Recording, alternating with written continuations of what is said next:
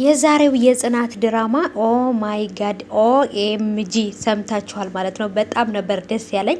ምክንያቱም ኪራ ካለበት ነገር ወጥቶ ከጽናት ጋር ትንሽ ፈገግታም ስላየውባቸው አብረው ስለሆኑ በጣም ነበር ደስ ያለኝ። ይህ የፍቅር መቀስ የሆነ ልጅ ግን ኩሽና ቤቱ ነው እያወሩ እየተጫወቱ ባሉበት ሰዓት መጣ፣ ፍቅራቸውን አቋረጠው ማለት ነው።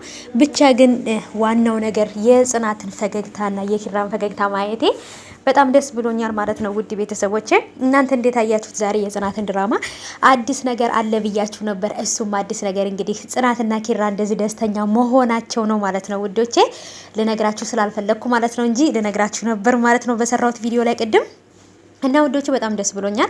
ሰላም ሰላም፣ ውድ የተከበራችሁ የቻናሌ ተከታታዮች እንዴት ናችሁ? ከኔ ጋር ሁሉ ሰላም ነው። ሰላማችሁ ይብዛልኝ ባላችሁበት ውድ ቤተሰቦቼ። ለቻናሌ አዲስ ከሆናችሁ ሰብስክራይብ ማድረግ እንዳትረሱ ማለት ነው። 10 ሺህ ገብተናል። በጣም ነው የማመሰግነው ሰብስክራይብ ስለምታደርጉ ስለምትሰጡኝ ሀሳብ አስተያየት እጅግ አድርጌ አመሰግናለሁ። ሁላችሁም ክበሩልኝ፣ ፈጣሪ ያክብርልኝ። በጣም ነው የማመሰግነው። 10,100 ገብተናል ማለት ነው። አሁን ደግሞ ወደ ላይ ነው እንጂ ወደ ታች አልሄድም። ሰምታችኋል። እና ውዶቼ እንግዲህ ዛሬ ኪራን ያለውን ነገር የኪራን ምን ሊያደርግ እንደነበረ የኪራን አዲሱን ጓደኛውን ጠርተው ጠይቀውት ነበር ማለት ነው። እሱ ምንድነው ራሱን ሊያጠፋ ነበር። ምላጭ ይዞ እየሄደ በነበረበት ሰዓት በመኪና ልገጨው ነበረ።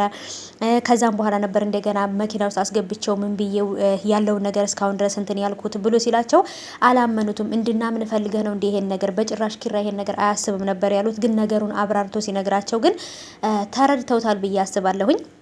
መረዳትም ደግሞ ግዴታቸው ነው ማለት ነው ውዶች። ምክንያቱም እሱን የሚለውን ነገር ማመን ካለማመን ውጭ ሌላ ምንም አማራጭ የላቸውም ማለት ነው።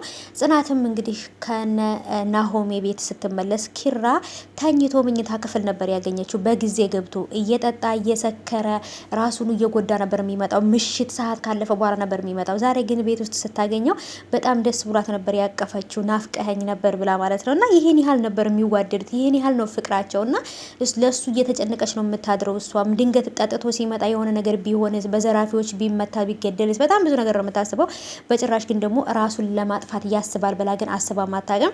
ይህን ነገር ስትሰማ እንዴት ኪራ እኔን ትቶኝ ለመሄድ ለምን ያስባል? እንዴት እኔን ትቶኝ ሊሞት ያስባል? ብላ በጣም ነበር ከምሩ ጋራ ልቧ ተሰብሮ እያወራች የነበረው። መጨረሻ ላይ ግን ደግሞ በቃ እንደዚህ አብረው ሆነው ህይወቴ ብላ ነበር ራሱ እየጠራችው። ህይወቴ ደህና ነህ አይደለም? ምን የተፈጠረ ነገር አለ ስትለው እሱ ራሱ በጣም ደነገጠ። ምክንያቱም በቃ ኪራ ረስቶኛል፣ ኪራ ጠልቶኛል ብላ ልቧ ተሰብሮ ምናምን ከሱ የምትርቅ ነበር የመሰለው። እሷ ግን በጣም ተወደዋለች፣ ታፈቅረዋለች። በጭራሽ ከኪራ ልትርቅ አትችልም ጽናት ማለት ነው። ምክንያቱም በችግርም በደስታም በሀዘንም አብረው እንዲሆኑ አባትየው ቃል አስገብተዋቸዋል እና እሱን ወደ ቀልቡ ለመመለስ የማታረገው ነገር የለም ጽናት ማለት ነው።